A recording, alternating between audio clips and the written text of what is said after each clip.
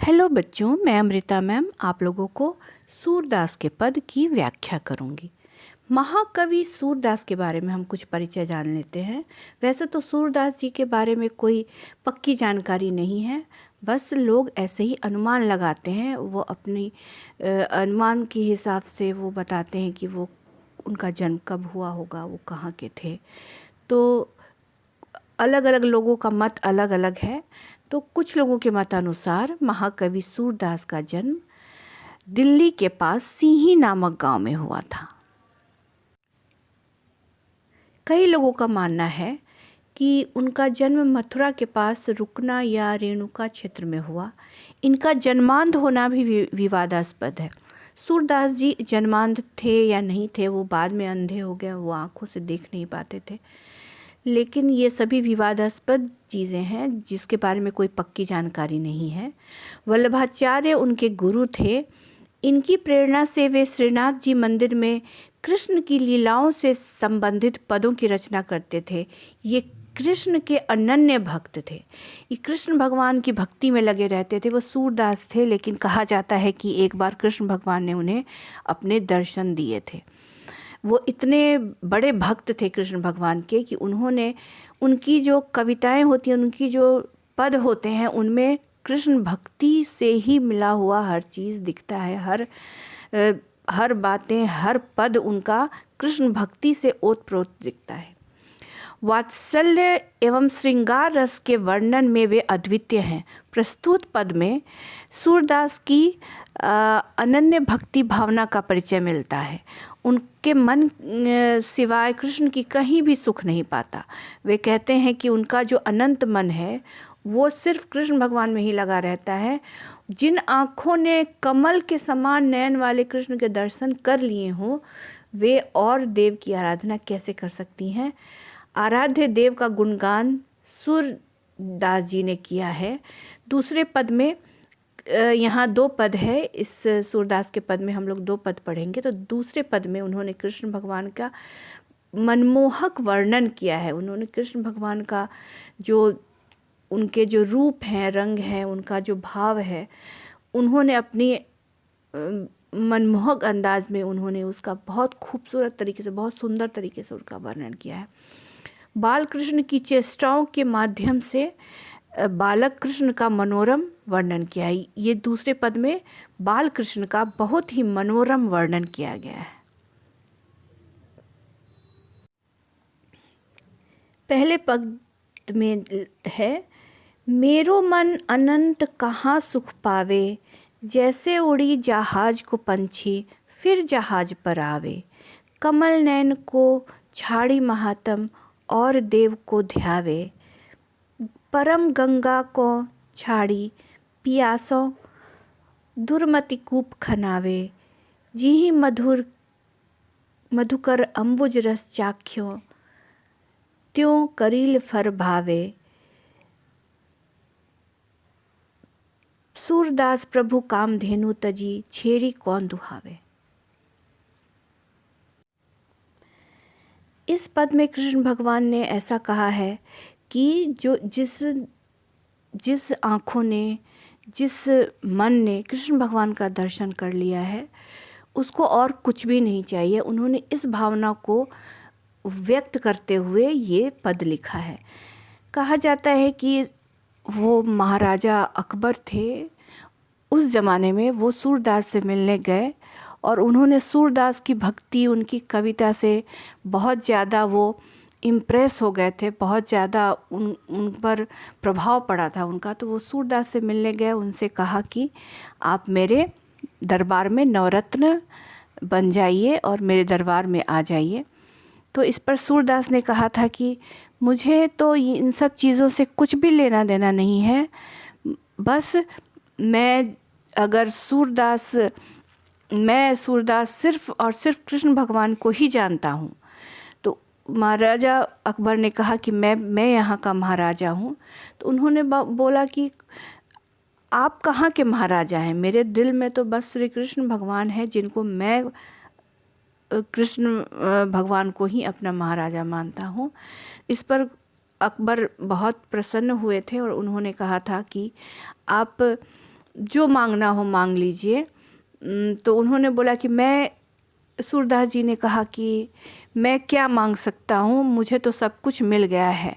बस अगर आप मुझसे प्रसन्न हैं तो आपके जो नवरत्न में तानसेन है, तानसेन का नाम आप लोगों ने सुना होगा, जो बहुत बड़े गवैया थे, बहुत बड़े गायक थे, जिनके गाने से इतनी शक्ति थी उनके गाने में कि मेघ राग गाते थे बारिश हो जाती थी, दीप राग गाते थे दीप जल जाता था। तो सूरदास जी ने बस यही कहा कि बस मैं आपसे यही विनती करता हूँ कि मेरे पद जो हैं आप तानसेन को कहिए कि वो गाए। तो इससे इस पर जो अकबर थे बहुत खुश हुए थे। तो इस पद में जो पहला पद है, इस पद में सूरदास कहते हैं, मेरो मन अनंत कहाँ सुख पावे। उन्होंने बोला कि मेरा मन जो है कहीं भी दूसरी जगह सुख नहीं पा सकता। जैसे उड़ी जहाज को पंछी फिर जहाज पर आवे। आपने देखा होगा ये जहाज जो समुद्र में चलते हैं या नदी में चलते हैं, जहाज पानी के बीच में अगर चला जाता है, चारों तरफ पानी ही पानी रहते हैं। अगर कोई पंछी जहाज़ पे बैठ जाता है तो वो चारों तरफ मंडराता है, फिर उसको कहीं दूसरी जगह बैठने की जगह नहीं मिलती, दूसरी जगह शरण नहीं मिलती, तो वो वापस नाव में ही आ के बैठ जाता है।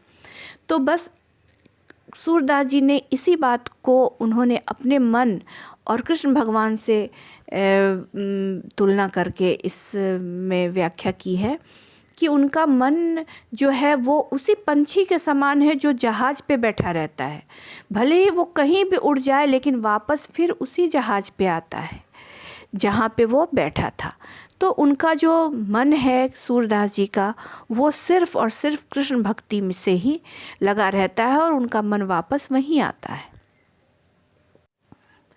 कमल नयन को छाड़ी महात्म और देव को ध्यावे। जो उनका मन है वो जहाज़ के पंछी के जैसा है जो वापस जहाज़ पे आता है। जैसे कि वो कृष्ण भगवान के कमल नयन जिनका उन्होंने दर्शन कर लिया है अपने मन में, उसको छोड़कर और दूसरे देव की वो कैसे मतलब आराधना कर सकते हैं, दूसरे देव की कैसे पूजा कर सकते हैं। उनका मन जो है सिर्फ़ और सिर्फ कृष्ण भक्ति में ही लगी रहती है और कृष्ण भगवान में ही वो उनका मन पंछी जैसा है जो जहाज़ पे बैठा हुआ है और कहीं भी भले ही वो मंडराए लेकिन वापस वो कृष्ण भगवान की भक्ति में ही लगा रहता है। उसके बाद का पद है परम गंगा को छाड़ी पियासो दुर्मति कूप खनायो। जाहि मधु कर अम्बुज रस चाख्यो क्यों करिल फर भावे। परम गंगा को छाड़ी पियासे दुर्मति कूप खनावे। ये कुआं आपने देखा होगा, छोटा सा होता है, वो खनाया जाता है, वो उसको खुदवाया जाता है, कुआं बनता है जिसमें से पानी निकाल के हम पीते हैं। और ये गंगा नदी है, गंगा नदी को भी आपने देखा हो जो कि प्राकृतिक रूप से वो हमें मिला है और जो हिमालय से बह के हमारे देश में आता है। तो वो जो परम गंगा जल है, जिनको बहुत शुद्ध जल माना जाता है, जिस जल को जो उस जल का रस चख लिया हो, सूरदास कहते हैं कि जो गंगा के जल को चख लिया हो, परम गंगा को छाड़ी, जो परम गंगा है उसको छोड़ के प्यास, कोई भी प्यासा होगा अगर उसके सामने से गंगा बह रही है तो वो गंगा से ही अपनी प्यास बुझाएगा ना, क्यों वो कुआं खनवाएगा, कुआं खुदवाएगा। तो उन्होंने अपने मन के हिसाब से गंगा नदी की तुलना उन्होंने कृष्ण भगवान से की है। उन्होंने बोला कि जब कृष्ण भगवान जैसे मुझे अनंत प्यार करने वाले, मुझे अनंत भक्ति भाव प्रदान करने वाले कृष्ण भगवान मुझे मिल गए हैं तो मैं कुआं क्यों खुदवाने जाऊं। इस तरह वो बोलते हैं कि कमल नयन को छोड़कर वो कहीं भी नहीं जाएंगे, उनका ध्यान सिर्फ और सिर्फ भगवान श्री कृष्ण में ही लगा रहता है। जहीं मधुकर अम्बुज फल चाख्यो क्यों करील फल भावे। सूरदास प्रभु कामधेनु तजी छेड़ी कौन दुहावे। मतलब जही मधुकर, मधुकर मतलब भंवरा, अम्बुज फल चाख्यो, अम्बुज रस चाख्यो, सॉरी, अम्बुज रस मतलब कि कमल का जो फूल होता है, फूल का रस जो जिस पर भंवरा मंडराते रहता है, उसमें से वो भंवरा जो होते हैं वो फूलों का रस पीते हैं, फूलों का रस का पान करते हैं। इस तरह से भंवरा जो यहाँ छोटा छोटा सा दिख रहा है, ये भंवरा ये फूल के अंदर रहता है और वो इन सुंदर सुंदर फूलों का रस चखते रहता है। तो ये सुंदर फूल जो हैं वो श्री कृष्ण है और भंवरा जो हैं वो सूरदास हैं। उन्होंने कितनी सुंदर व्याख्या की है। जही मधुकर अम्बुज रस चाख्यों, क्यों करील फल भावे। करील फल मतलब कि कटीला कड़वा फल क्यों किसी को भाएगा। जब वो सुंदर फल का रस जब वो चख रहे हैं तो उनको कड़वे फल की क्या ज़रूरत है, उनके कड़वे फल की क्या आवश्यकता है। सूरदास प्रभु कामधेनु तजी, छेड़ी कौन दुहावे। उसके बाद कवि कहते हैं सूरदास प्रभु कामधेनु तजी, छेड़ी कौन दुहावे। कामधेनु गाय है जो समुद्र मंथन में मिली थी। जब समुद्र मंथन हुआ था तो कामधेनु गाय उसमें से मिली थी और कामधेनु का जो दूध होता है बहुत मीठा होता है और हमेशा वो बहते रहता है। तो सूरदास कहते हैं कि जिसे कामधेनु मिल गया हो, जिसे कामधेनु जैसा गाय मिल गया हो, मतलब श्री कृष्ण की भक्ति जिसे मिल गई हो, वो कामधेनु को छोड़ के छेड़ी कौन दुहावे। छेड़ी मतलब बकरी। तो जिसे कामधेनु का दूध मिल रहा हो, इतना सुंदर पवित्र दूध पीने के लिए मिल रहा हो, जिसे कामधेनु मिल रहा हो, वो बकरी का दूध क्यों दुहाएगा। बकरी का दूध वो क्यों पिएगा जिसे कामधेनु मिल गया हो। कामधेनु गाय को छोड़कर कोई भी बकरी का दूध नहीं पीता है। कामधेनु की तुलना उन्होंने श्री कृष्ण से की है और अपनी भक्ति में जो कृष्ण के दर्शन हो जाते हैं फिर उन्हें किसी भी चीज़ की कोई आवश्यकता नहीं है।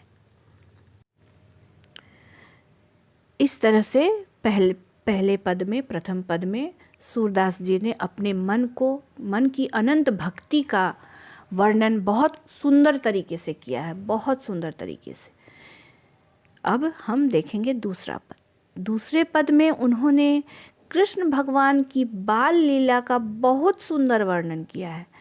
उन्होंने अपने मन की आँखों से श्री कृष्ण का दर्शन किया और जैसे जैसे उनके मन में जो कल्पना आई, उन्होंने इतना खूबसूरत, इतनी सुंदर तरीके से कृष्ण भगवान का वर्णन किया है, उनके बाल रूप का वर्णन किया है।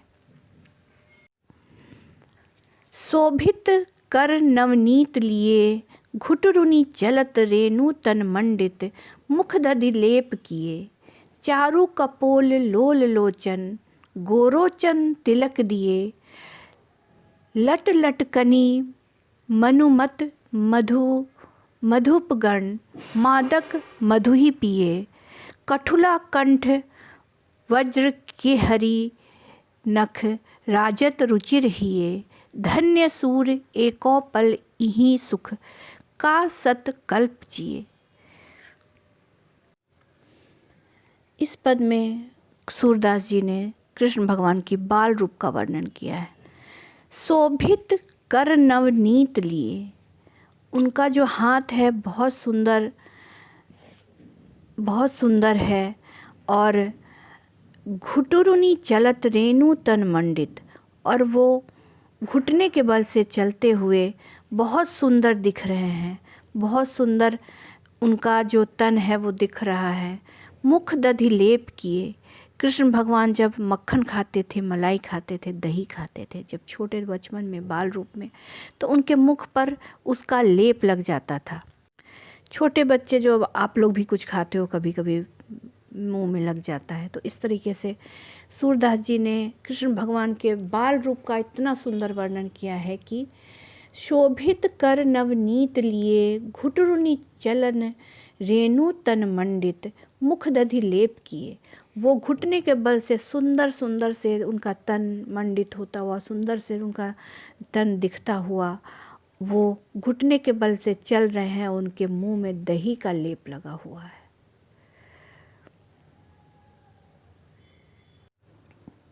चारु कपोल लोल लोचन गोरोचन तिलक दिए। चारु कपोल यानी कि उनकी जो गाल हैं बहुत सुंदर हैं, और लोल लोचन उनका मुख बहुत सुंदर दिख रहा है। और चारु कपोल सुंदर जो है, उनकी जो गाल जो है बहुत सुंदर दिख रहे हैं। लोल लोचन, लोचन मतलब आँखें, उनकी जो आँखें हैं बहुत सुंदर दिख रही हैं। गोरोचन तिलक दिए, और उनके जो माथे पे है गोरोचन का तिलक दिया हुआ। गोरोचन एक ऐसी चीज़ होती है जो गाय से मिलती है, जो बहुत सुंदर, उसका जो भस्म होता है बहुत सुंदर होता है।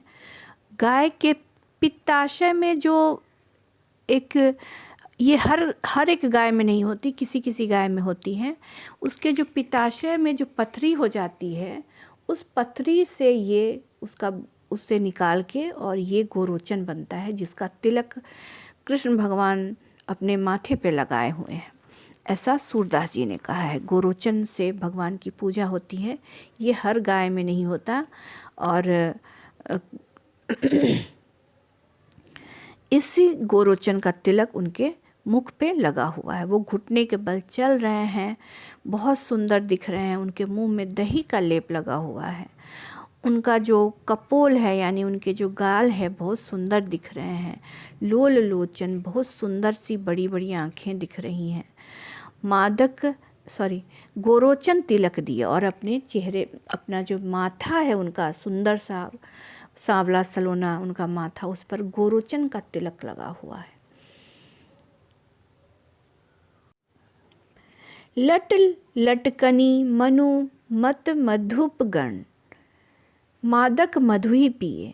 और उनके घुंघराले जो लट हैं, उनकी जो बाल हैं बहुत घुंघराले थे, उनके चेहरे पे ऐसे लटक रही हैं जैसे लग रहा है कि जैसे बहुत सारे मधुप गण यानी भंवरा, जो भंवरा होता है वो मधु पीकर, मधु यानी कि भगवान के मुख को कमल के फूल का वर्णन किया है उन्होंने, और उनके घुंघराले लट को उन्होंने भंवरा कहा है। यानी कि वो भंवरा है, उनका जो लट घुंघराला लटक रहा है, और उनके चेहरे से, उनके कमल के समान सुंदर चेहरे पर ऐसे लटक रहा है जैसे मानो कि वो जो भंवरा है वो उनके कमल के फूल से मधु का रस पी रहा हो।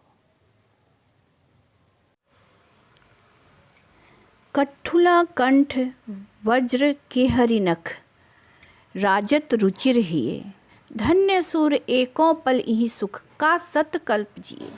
कठुला कंठ, कठुला कंठ मतलब उनके कंठ में जो इतनी खूबसूरत सी माला है, सुंदर सी माला श्री कृष्ण भगवान पहने हुए हैं, उनका सुंदर रूप है, घुंघराले लट उनके चेहरे पर लटक रहे हैं।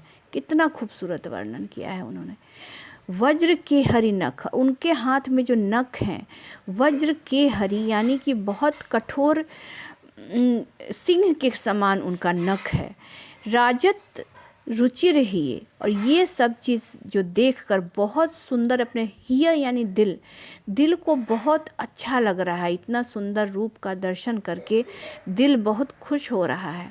धन्य सूर, इस जो रूप का दर्शन जो सूरदास जी अपने बारे में कहते हैं वो धन्य हो गए हैं। एको पल यही सुख, एक पल का जो ये सुख है, सूरदास जी कहते हैं कि इतना सुंदर जो रूप है श्री कृष्ण भगवान के बाल रूप का, उसका अगर एक पल का जो सुख उन्होंने ले लिया है, का सतकल्प जिए, वो हजारों करोड़ों साल भी अगर कोई जी ले तो उतना सुंदर सुख नहीं मिलेगा जितना कि इस रूप का एक पल अगर हम दर्शन कर लें तो बहुत सुख और बहुत खुशी मिलती है। तो दूसरे पद में श्री कृष्ण भगवान की बाल रूप का बहुत ही सुंदर वर्णन उन्होंने किया है।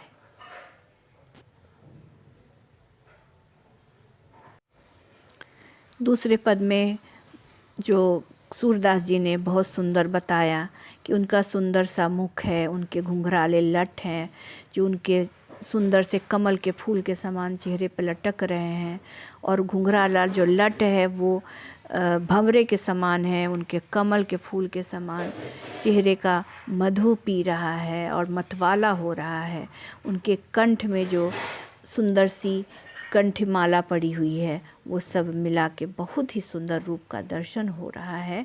और इस रूप का दर्शन अगर एक पल भी हो जाए, इसका सुख इतना है कि कोई का सत कल्प जिए। कल्प मतलब होता है वो हिंदू धार्मिक शास्त्र के हिसाब से कल्प जो होता है एक समय का के मापन का जो है प्रमाण, क्या कहते हैं उसको, समय मापने का एक कहते हैं, जैसे कि 1 साल 2 साल कहते हैं, उस तरह एक कल्प कहते हैं। तो शत कल्प यानी कि करोड़ों हज़ारों साल अगर भी कोई जी ले तो भी उसे इतना सुख नहीं मिलेगा जितना कि वो इस सुंदर रूप का एक पल दर्शन करने से मिलता है। इस तरह से सूरदास जी ने इस कविता में बहुत सुंदर से अपने दोनों पदों में विनय तथा भक्ति में उन्होंने बहुत सुंदर अपनी भक्ति और दूसरे पद में कृष्ण भगवान के बाल रूप का वर्णन किया है। धन्यवाद बच्चों। प्लीज़ मेरे चैनल को सब्सक्राइब कीजिए और बेल आइकन प्रेस कीजिए ताकि मैं कोई भी नया वीडियो बनाऊं तो आपको उसका नोटिफिकेशन मिल जाए। आपको उससे अगर आपको मुझसे कुछ पूछना हो और मुझसे आपको कुछ चाहिए, कुछ नया सीखना है या कुछ नए विषय के बारे में, तो आप कमेंट सेक्शन में लिख सकते हैं। धन्यवाद।